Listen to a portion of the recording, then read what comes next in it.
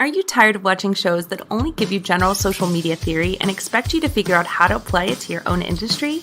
Join us for this week's episode of Social Chatter, the industry's longest-running social media marketing news talk show. Not only will you learn the latest breaking news, but you'll also gain practical advice on how to apply it. Now here's your host, Christian Karasevich.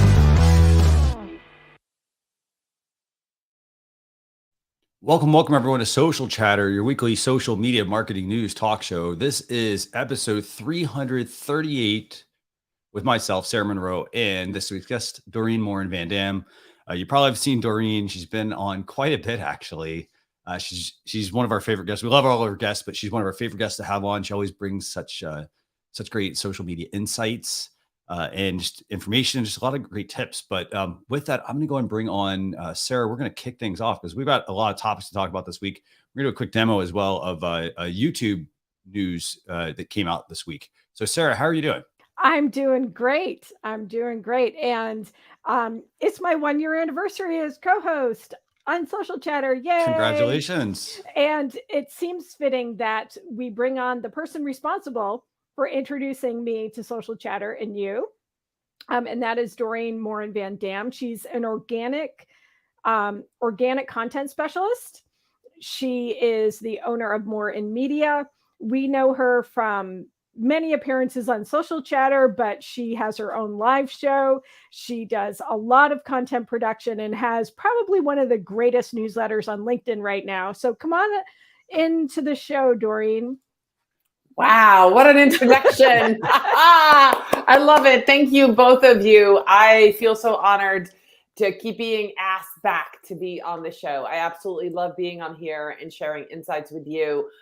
You are really the show that keeps me up to date on all things new. Just this morning, reading the article that Sarah and Christian sent to me about YouTube and this new tool. I went in YouTube, found it. I'm going to start using it.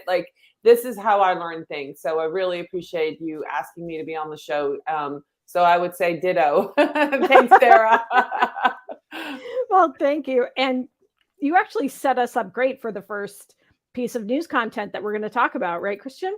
Definitely. Yeah. Let me get that pulled up, actually. And so you were talking, I think, we're talking about YouTube, right? Yeah. We're talking about YouTube. So YouTube teased this back in the fall, Search Insights. So it was around November. They were doing some previews of it on Creator Insider channel. And they announced this week that it is actually rolling out. It's available. It'll be available to everyone in the US, UK, Canada, Australia, and India by the end of the month. And what it's giving you is the ability to search across YouTube as well as your followers for keywords and phrases that they're looking for on YouTube. And you can also see whether or not there's any videos. There's some video, for some keywords, there may not be any videos produced. So you can actually be the first to have a video on YouTube. It seems hard to believe that there could be videos that don't have any content or topics that don't have any content on YouTube. But we're actually going to do a little demo of let's this. do that. So Doreen is actually going to reveal her Google Analytics, her YouTube channel dashboard. So I'll let Doreen talk through where she's going. So she's going to her. Okay, so I'm in my home. This is my channel. And then on the right-hand side here, I'm going to click on YouTube Studio, which would pull up a bunch of different options on the left. So I'm going to go to Analytics. And right in Analytics, right here is that research. So explored viewers are searching for on YouTube. Use this tool to research some of the top searches from viewers on your channel and across. So you can do searches across YouTube, but also your viewer searches, which is, let's see. So let's see how we can, Doreen, I guess if people are, if they're searching for a certain term on your channel, and I think you literally just got this 5 minutes before the show. I did. So yeah, here is, so search for a term or topic. So say I put in, organic social media. Okay. Organic I have no idea what this is, but let's Yeah. So we're basically wanting to see, okay, so people across YouTube searching for organic social media. We're going to do a search here, and then obviously we see what countries there is a location, and then let's see if anything comes back. So apparently not. So, and then I'm going to see all searches. So it's not, there you go. So saved searches. Nope. So it's not quite working yet.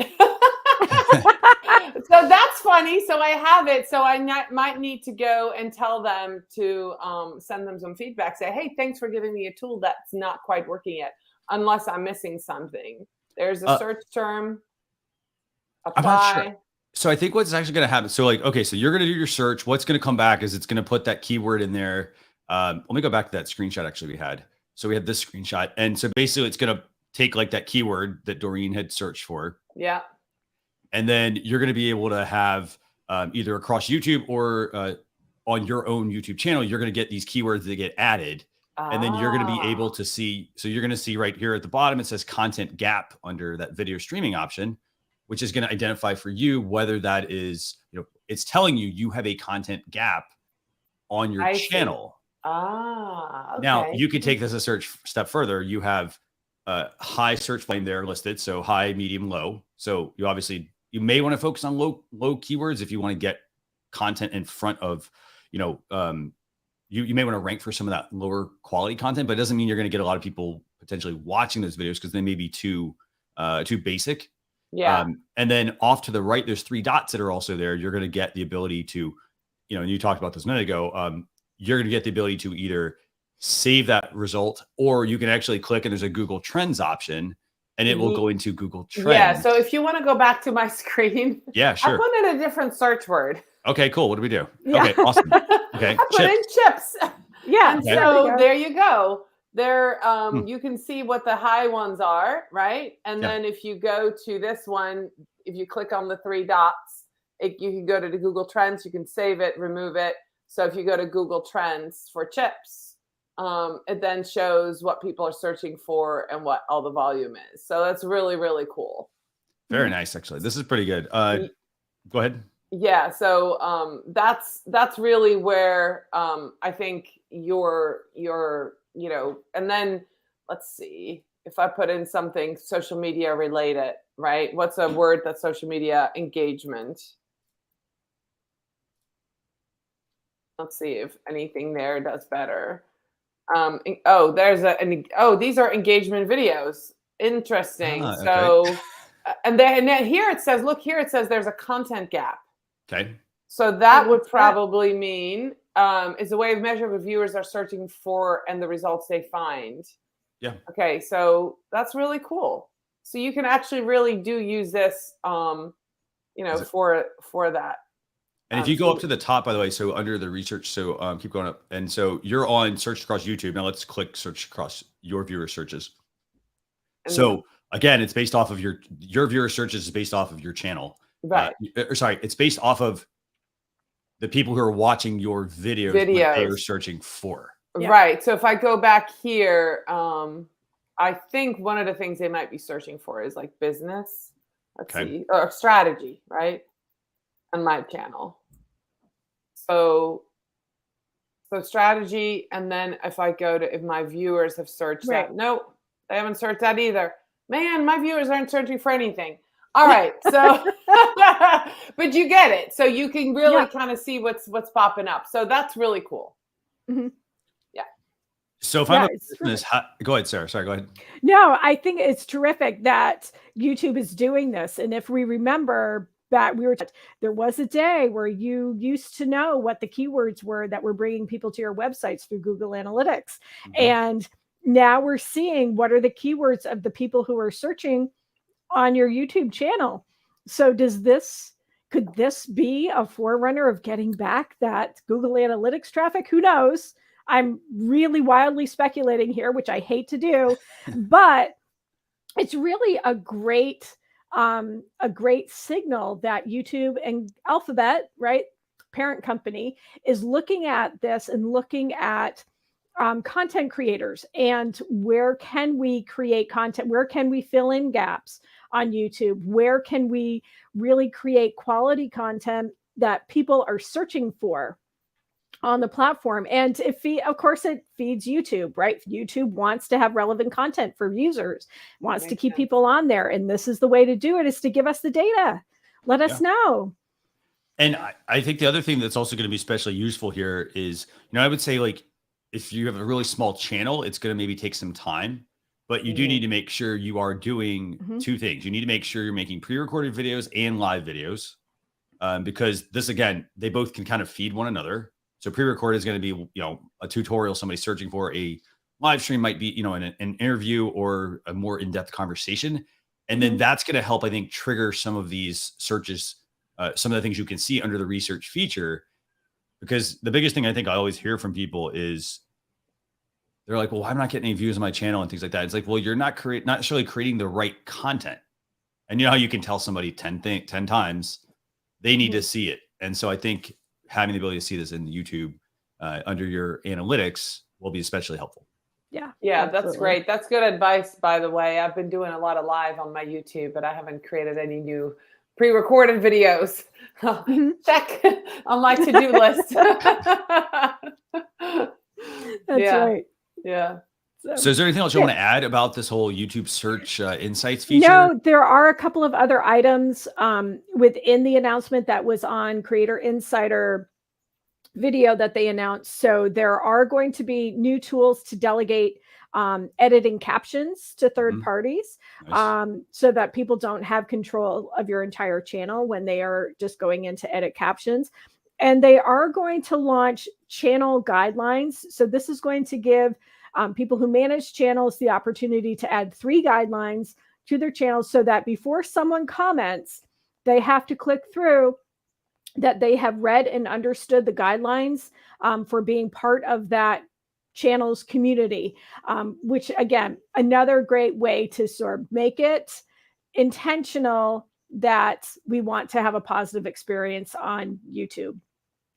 So, and it might be that extra layer can try to beat down some of the bots and the trolls that they won't even bother to comment. So I think that's a great step forward for a more positive, engaging community on YouTube. And I dropped a link, by the way, to that video in the comments for those of you who are watching. So go ahead and check that out. You can learn about more about the insights, but more about the subtitle moderation and so forth. By the way, I did mess with that a little bit as well. And I was initially, when you said third party, I was thinking, oh, I could send it to a third party tool. I wasn't thinking a third party person. Third party people. Yeah. People. So let's say you have, let's say you're a company that has an intern or a work study student. You can give them access to edit captions and not have them be part of your entire channel and potentially wipe everything out because they don't know what they're doing yet. Excellent points. Okay. So that's the big news for the week. Obviously, there's a lot there. I mean, again, you got to test it out. You got to try it. Can I say something about this? Because this actually this point just kind of drove home when you guys were talking. As a blogger, I do the Google Trends research all the time, right? What are people searching for? And I write the content. But it's been harder for those who do videos because, people might not actually be looking for the video. So knowing that, having this research and connecting it to Google Trends, but also what people are looking for on videos, I think is going to be really cool. Because there's unlike me, who starts with a blog and then might create a video, there's a lot of people who start with a video and then create a blog. So I think this kind of all ties it together. So I just kind of wanted to point that out, that, before you do anything, you always need to do that research. But this kind of helps you do that research better, instead of just saying, well, I think I want to make a video about this. And this is what a lot of people forget, is the video you're making is not for you. It's for you. So really, really, truly, this is really going to help everybody really make what people are looking for and what they want. And I think it's going to really help. Right. Definitely. Because let's ask this question, Doreen, organic, dead or alive? Totally alive. Exactly. Totally alive. I just wrote an article yesterday about Facebook organic. Is it, it's not dead. And there's like 5 features right there. If you use them all together, 5 things. your community, right? Facebook group, your personal profile, use it. I get more traction with my show on my personal profile when I live stream to my profile than to my page. Messenger, stories, there was one more, forget what it was. I'll think about it later. But when you use all of them together, you get traction on Facebook. It's not dead. You just can't only think, well, I'll send it to my page. My page is dead. You've got to use all these. Oh, yeah. Facebook Live. I think I already mentioned that. That was the fifth one. But using all these features together is what gets you traction. And Facebook is not dead at all. But you have to be creative and you have to stand out and you have to always, always, always lead with the best content. Right. Very Thank cool. you. So, and we got a lot of good comments, by the way, from our viewers. I got those here. Cruise Creative, obviously, as well.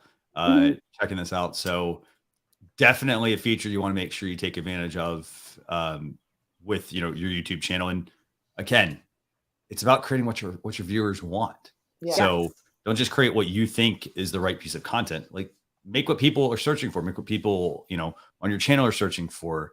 And then that's going to help you grow your subscribers, get to that monetization, all that other stuff that comes with it. Okay, Sarah, where do we go from here? Let's go to Instagram. So there is some news on messaging. And I have to say, I've noticed this change over the last few days. I didn't realize that it was actually happening. So Instagram is changing some of the ability to quickly message people. So you're actually going to see that you can, when a notification pops up across the top of the Instagram app, you can actually open that message. You'll see it in the first screenshot here. See how there's a little notification bar at the top? If you press on that, it will open up the message. You don't have to stop what you're doing, go into the Messenger tab, or even change screens sometimes because you can't get into messengers from every screen on Instagram. But you'll be able to open it and respond to it right there and then go back to the feed. So I think this is a really handy tool. One thing that I haven't tried, when I read this news article, I was thinking, wow, I've been seeing this happen on my phone for about a week. I'm wondering if I'm in my personal Instagram account, if I see a message come through to one of the accounts that I manage, can I just click on it? I haven't tried it, but I'm going to try it today when it happens, because it invariably happens when I'm on Instagram.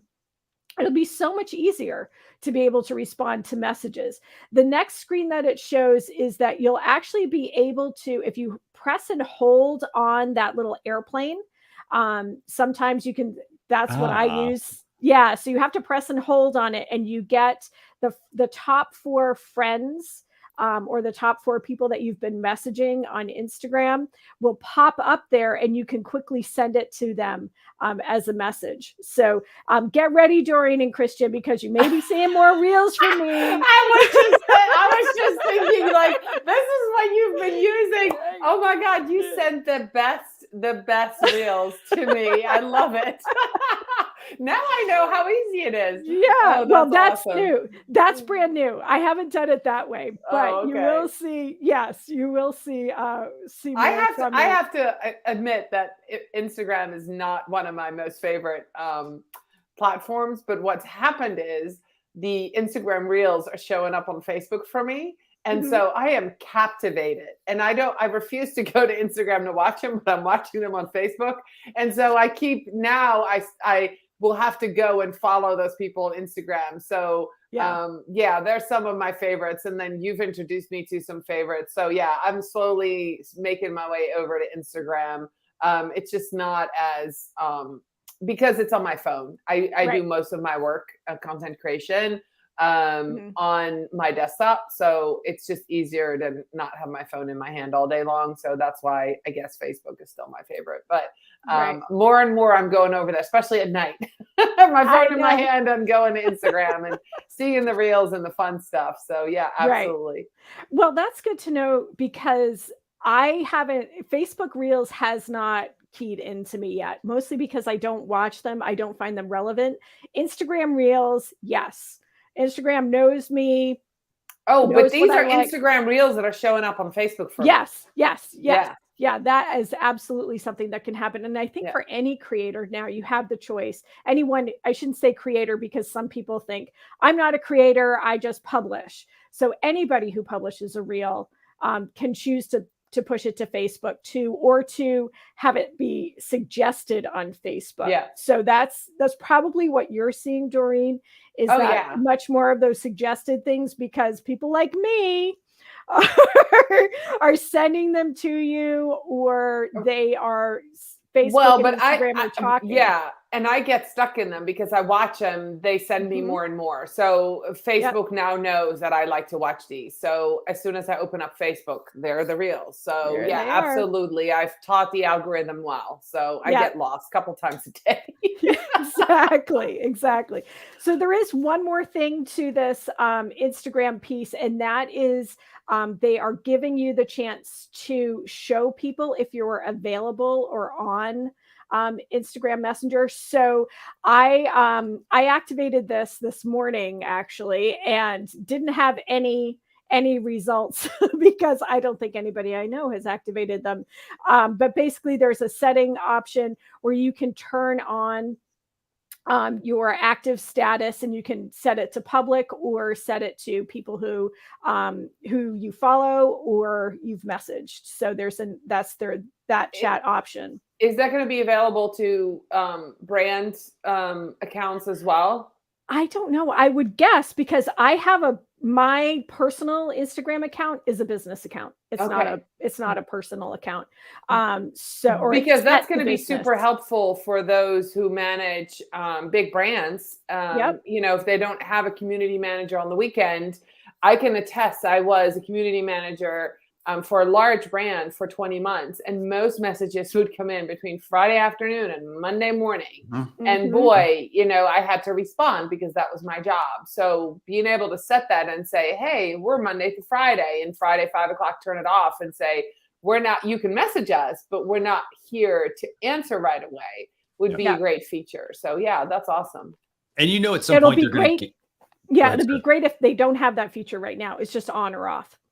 So unlike Facebook, where you can say hours, we're out of the hours of operation within the message, you can't do that yet on Instagram, but I would guess that it's coming.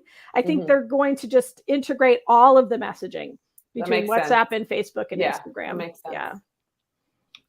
Sarah, I was going to say the exact same thing. I was like, Facebook has this. I was like, it's probably going to, this seems like it's, rolling to where Facebook and Instagram are going to combine at some point. Right. But yeah. Very good features. I mean, I got to say, I like that they're incorporating some of the functionality or the behavior, for example, pressing and holding on that airplane icon, that's reminiscent of reactions, for example, on mobile, on Facebook. So it's getting people, I think, more in tune with how the functionality works as well. Right. So they don't feel like, oh, I got to learn, well, on this channel, it's this, on that channel, it's that. So good. It's definitely showing Instagram is trying to build more of a community, giving people the tools to easily message each other, chat with each other, just to make it more community minded. Because as we know, mental health and social media, right? People look for information, but they usually find that within the first few posts or messages or minutes that they're scrolling. Then after that, they're looking for connection. Yeah, absolutely. So it'll be interesting. Okay, let's keep going so we can get to some questions with Doreen. Yes, let's do that. What's next? So next, Snap. We'll be real quick about Snapchat. They have created a partner publishers program. That's a lot of P's there, right? But basically, they're working with trusted news publishers to have an RSS feed that jumps from the website to a story in Snapchat, so that they don't have to manage bringing breaking news into their Snapchat stories. Not entirely sure how this is going to work, because platforms like ESPN, CNN, Bloomberg, Axios, they're publishing constantly throughout the day. Is this just going to create a lot of stories, and how will the real breaking news rise to the top over maybe just regular content that they're publishing, or if news changes, how will that work? There wasn't a lot of details to that, but this is something that Snapchat is doing to try to be to provide more access to trusted news sources on their platform. So look for that. It's rolling out in the US, UK, France, and India. And like I said, they do have their trusted partners that they're working with for this publishing feature. Next piece is LinkedIn. And I love that Doreen is here, because LinkedIn is talking about creating content, and they've provided a founder's guide.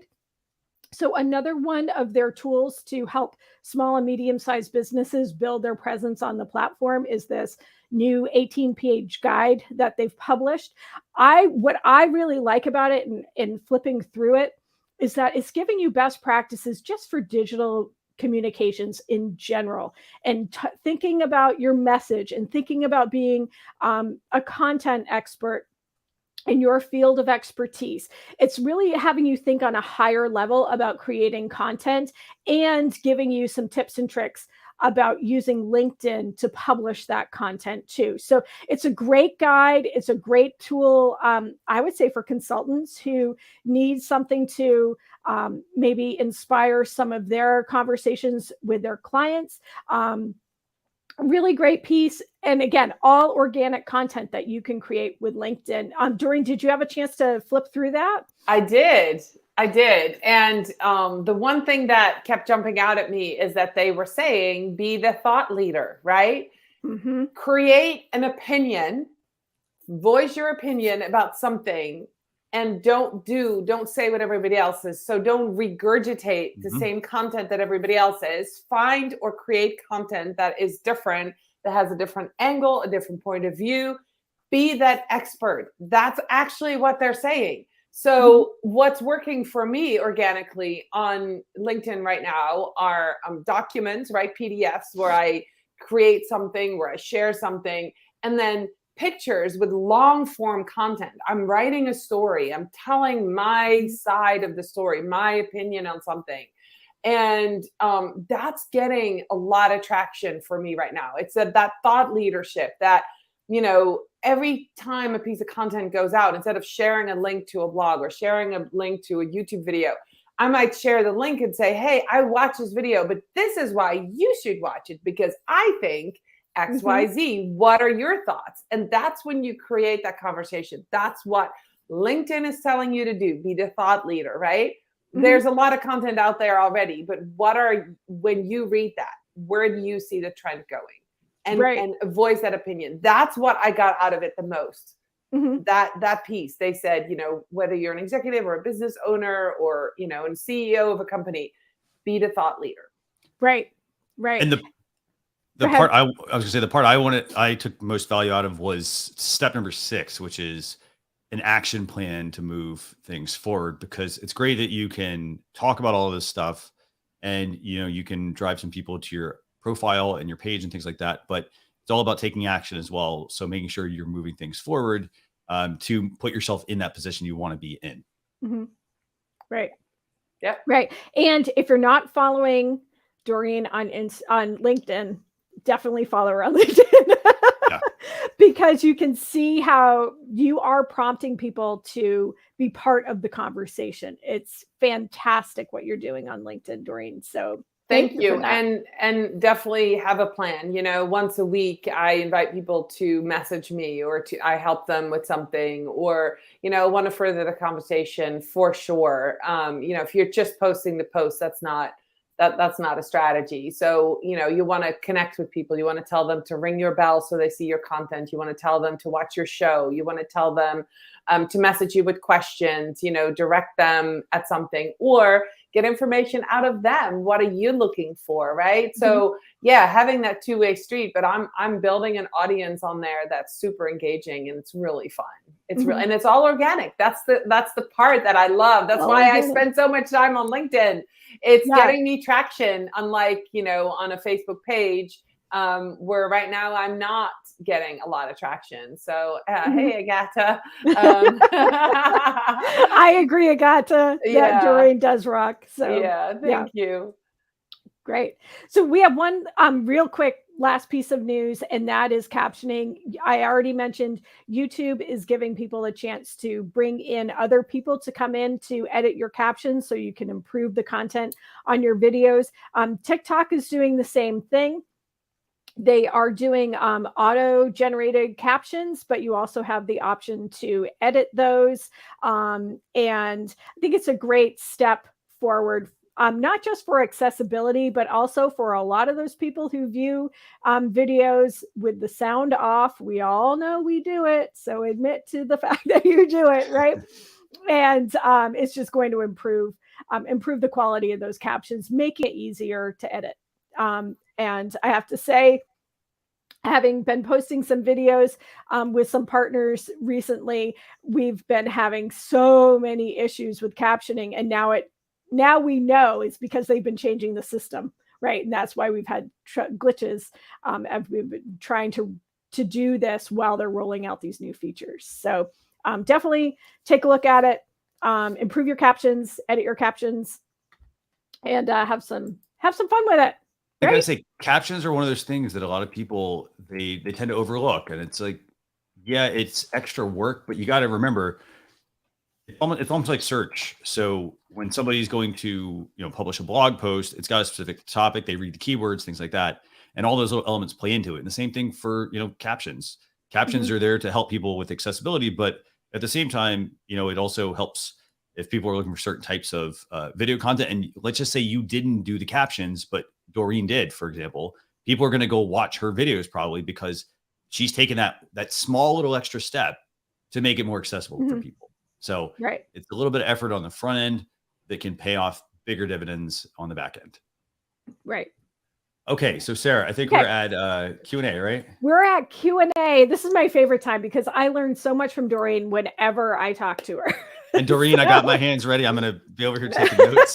We are going. All right. And I have to apologize to people right now. Like my son is like right in the window right there. So I was sitting really far back in the dark, and I normally don't go live at 8 a.m. in the morning. And so I didn't adjust my lighting correctly. So I'm going to scoot a little bit closer to really feel like I'm part of the conversation with all of you. So it's Q&A time, right? Q&A time. So Doreen, you are an organic specialist, right? Social media strategist, content strategist. I mean, you go beyond social media into all kinds of content. But let's talk about this. Keep the conversation going about analytics and really looking at what we do, how we do it on social media. And it all starts with an audit, right? And I know you do a lot of audits for businesses, your clients and people who are with you long-term and short-term. So let's start with that. What's an audit and why is it important? Sure. So an audit really is a snapshot of what's happening on your digital footprint right now, right? So a social media audit to me includes also your website. And that's one piece that a lot of people forget. Your purpose for being on social media should be to drive traffic to your website. Yes, you're going to network. Yes, you're going to build an audience. Yes, you're going to build a community. But ultimately on your website is where you can sell your product and services if you're a business, right? So you want to drive traffic there. And it all needs to fit together. So the audit is that snapshot of what is working and what is not. So when I start with a client, I do an audit, or if it's a startup company, the audit will have a 000. Like, you don't necessarily need an audit when you're a startup because you just want to tick the box. Yes, I've got a website. Yes, I've got a blog. Yes, I have this. But as far as, an existing company, when I start working for them, you need to have a starting point in order to be able to measure something, right? If you're going to run a marathon, but halfway through, you're like, oh, where am I? You can't know how many miles you're in if you didn't start your watch at mile 0, right? So you have to have that 0.0, that starting point. That's really what your audit is. And so what I do is I get the client to give me all their social media profiles, URLs. So I open up all the tabs. I open up their website. That's the first thing I do. And then I jump from tab to tab. That's actually the first thing I do.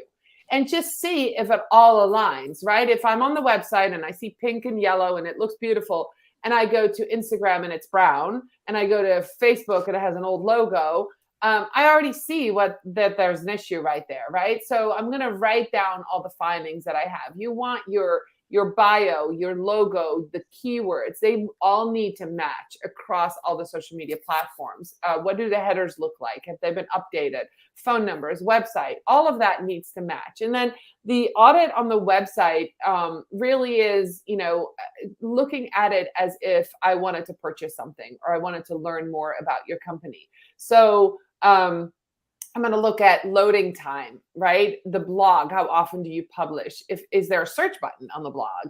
Are there friendly people? Are there pictures of yourself or your staff? Are there videos where you introduce yourself? Do I know where you're located? Is there a privacy policy? Like all those things come into play when I look at it. And that's a starting point because nobody's perfect. Right? If you were to do an audit of my website, I am sure I'm missing things. If you're doing an audit of my social media, I'm sure I've forgotten to update somewhere. So it's important to then do those audits. I would say every quarter, right? Every month you have a reporting period. So you report your analytics of your content, but then every 3 months you should do an audit and look from the outside in. It's kind of like if you're inside of the jar, you can't look on the outside of the label. Right? You can't read what's on the label. So when you're doing the audit is stepping outside of that jar and looking at it from that point of view. So that's really what an audit is. And you want to record everything because if you don't put down the numbers, you can't measure that growth. So you want to write down engagement rates and followers and how engages your community and how often are you publishing and all those things as well. But you really also want to get that feel for where are we now? And then with that, you can really, hey, Kate, how are you? I see she's over there. Hi, Kate. So yeah, that's the starting point of the audit. And then when you do a second audit, so every quarter, you then compare audit 1 to audit 2 to audit 3 to audit 4.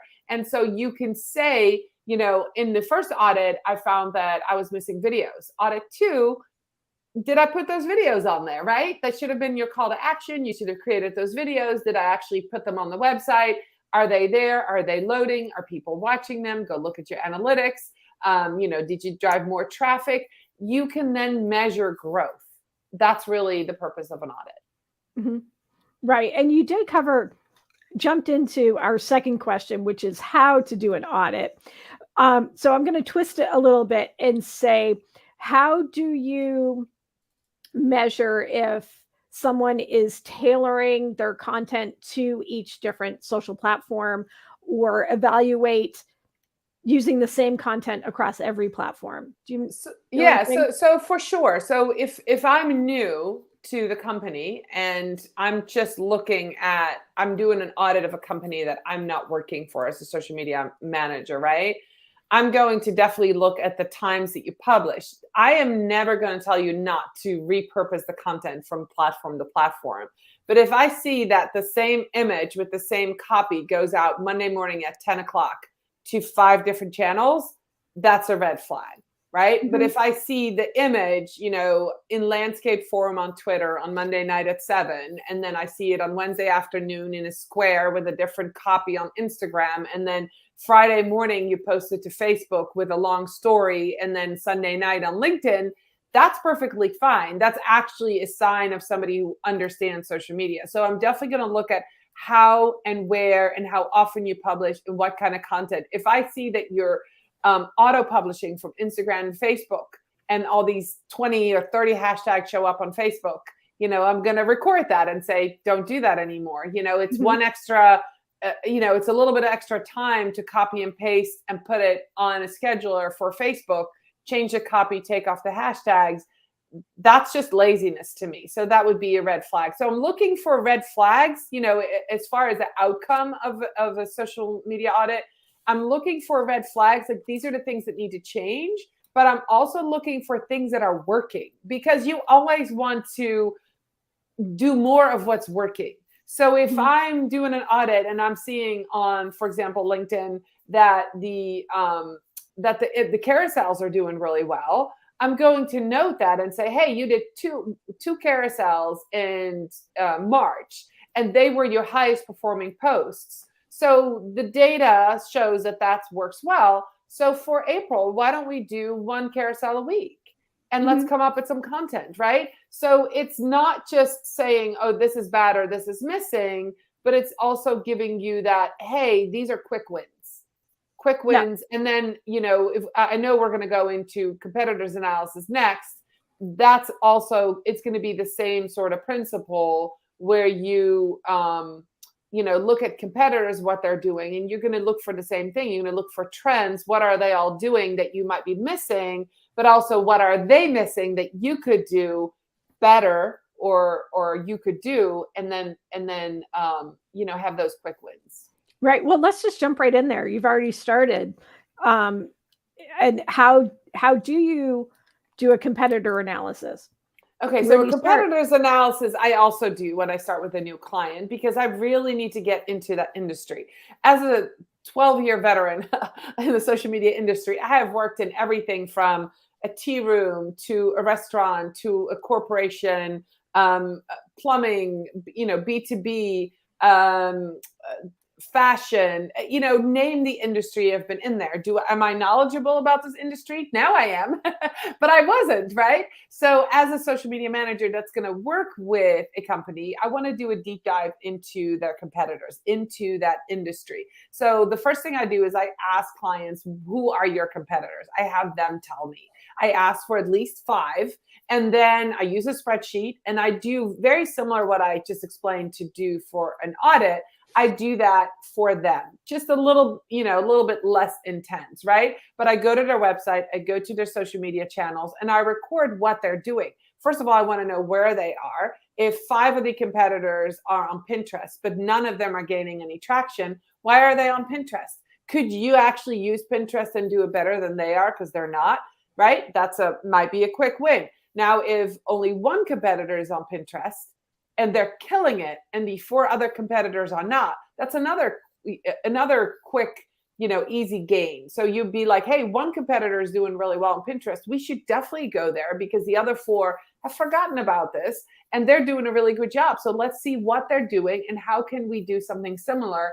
Because here is the biggest thing to remember. You're serving the same audience, right? If they're your competitors. So you would know what platforms get traction.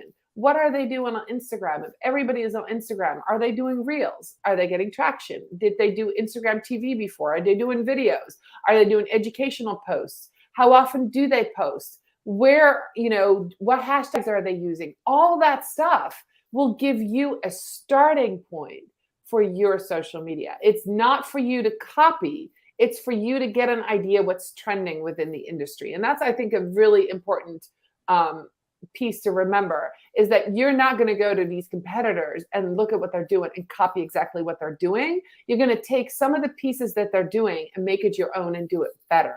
It's serving you with trends within the industry.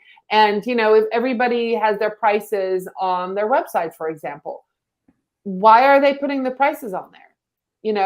Are they having a lot of clients? Is that full transparency within the industry? Is that standard? Maybe you need to add prices to your website because you didn't think you needed to, but maybe everybody is. Maybe you should, right? So you're going to look at what everybody is doing and, just really focus on the things that they're doing well as a starting point for yours. And then your social media is going to consist of testing a bunch of stuff. The first 3 months after doing competitors analysis is really testing a lot of different stuff, and start with the quick wins.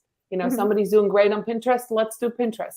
Let's start putting some pins out there and sharing some blog articles and seeing if we can get some traction on there as well. Right. And to your earlier point, when we were talking about LinkedIn, about being that expert and showing your expertise, right? Absolutely. Yeah. Yeah. So you definitely want to be out there and try things and test things. But yeah, so to me, a competitors analysis once a year, especially when I start with somebody, an audit you do a little more often when things aren't working, right? When you've been doing social media for 2 or 3 years and, you've never done a competitor's analysis, or things within the social media landscape, we all know change so fast. It's really when things aren't working or you're not getting that organic reach or something, do that competitors analysis. What is everybody else doing? Why are they getting traction? Because that's the most frequently asked question I get from clients. Well, they're doing XYZ. Can we do that? And then we go look at what their competitors are doing. We want to keep a finger on the pulse of competitors, right? I use a tool, Social Insider. You know them. I know, Sarah, you've met the co-founders when we were at Social Media Marketing World. That tool lets me plug in my competitors, my clients' competitors, and see what they're doing in real time. See what posts, what are their top posts? What is their engagement? What are my competitors doing? And I can look in one dashboard, what is the content they're putting out on Facebook, on Instagram? And that gives me a really quick view. I mean, I can go in there daily if I want to, but every couple of weeks I'll go in there and say, hey, what is everybody else doing? And that really helps. I've actually used that to put out a proposal to a client. It was a new industry. I wasn't familiar with the industry. I took their social media and a couple of competitors and plugged it in, and it allowed me to have a really great conversation with this company about the possibilities, right? So competitors analysis can also help you land a client if you're in the social media industry. Right. And I like that you brought up Social Insider too, because it gets to the point of critical thinking when it comes to research and where is the data coming from, especially when it comes to this competitor analysis too, is that you may see that, yes, these two people or these two companies are doing these things on let's say Instagram Reels, right? But where are they getting their information from? And are they following someone who doesn't have the robust research and data like someone from Social Insider would have, right? I think you brought up Social Media Marketing World. We listened to a presentation about Instagram that was vastly different than what everybody else at the conference was saying about Instagram and what honestly people have been saying about Instagram for years. So you and I were actually talking about it, and you said, I researched where they're getting this information from, what their niche is. And we found that it was a very, very narrow band of users on Instagram or brands on Instagram. And looking at something like Social Insider brings out that even broader base where they're looking at tens of thousands of accounts, not just a dozen accounts or even 5 accounts. So I think that critical thinking needs to be really a part of your competitor analysis too. Right. So you want both the data that Social Insider gives you, what gives you hard data about reach and engagement and stuff, and you don't have to calculate it by hand, right, for your competitors. But you also need that human critical thinking, that human eye jumping from tab to tab and looking to see what they're doing, right? Because that's something that you provide, and then putting it all together and saying, this is the trend I'm seeing, right? So you need both. You need that data and you need the human eye to actually look at these accounts and look at the overall view and then, put together a report and come up with a strategy. Right. Yeah. Great. Well, thank you for that. So many things. I've been taking notes furiously. I know Christian has been taking notes. Yeah, I've been trying to. Yes. That will all go into our blog posts that we put out over the weekends with this. And by the way, one last thing I want to add about this. I mean, just, running a social media audit, running a competitor analysis, the other thing is, as a business, you need to look at this and, don't be like, oh, well, things aren't working, like ho hum, like, you need to be honest with yourself. Like if your competitor, for example, is doing things that you're not doing, how do you get yourself up? How do you bring yourself up, level up?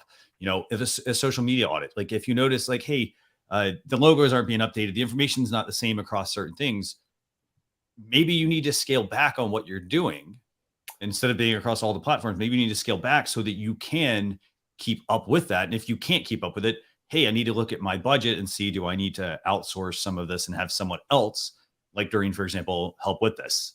So that's a really good point. That comes out of the strategy, right? So planning what you want to do in 3 months, 6 months, 12 months, which is usually the report that I give, allows you to see if I have a budget for that, right? And so who do I need to hire? If you're at a point in your business that, you're on that crossroad, right? I want to grow, I want to scale, I don't know what's working. By doing a social media audit, by doing a competitor analysis, and then working with somebody to create a strategy, you might come out and say, I need to do more email marketing, right? So you need to hire somebody who can fill that void for me. Or I'm not a thought leader yet. We need to be a thought leader. Our company needs to start a podcast.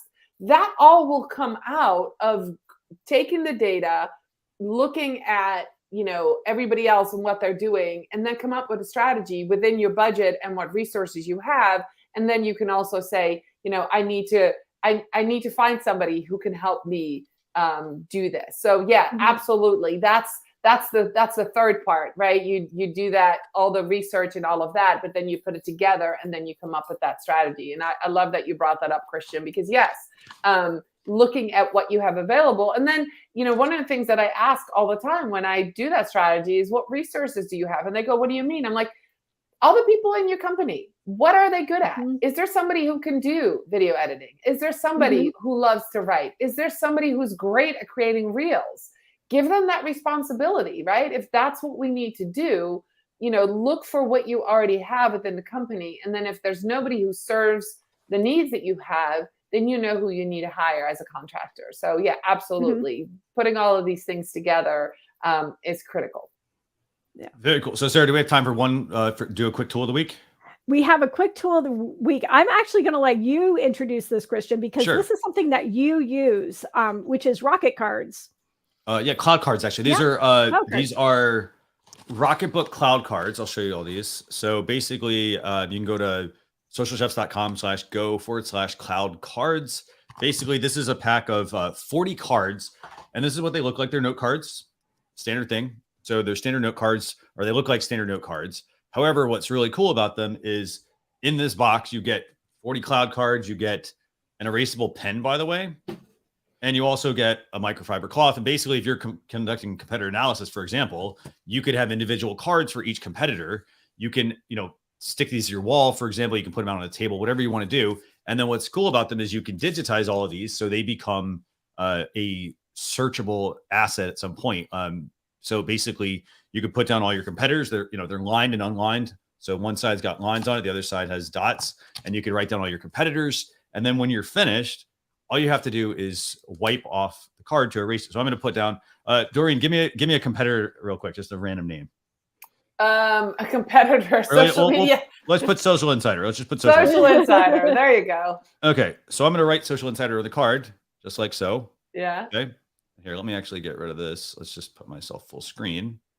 So it's going to look like this. So here, I've written Social Insider on the card with my normal pen. Yeah. And then, when I'm finished, I scan it with my phone.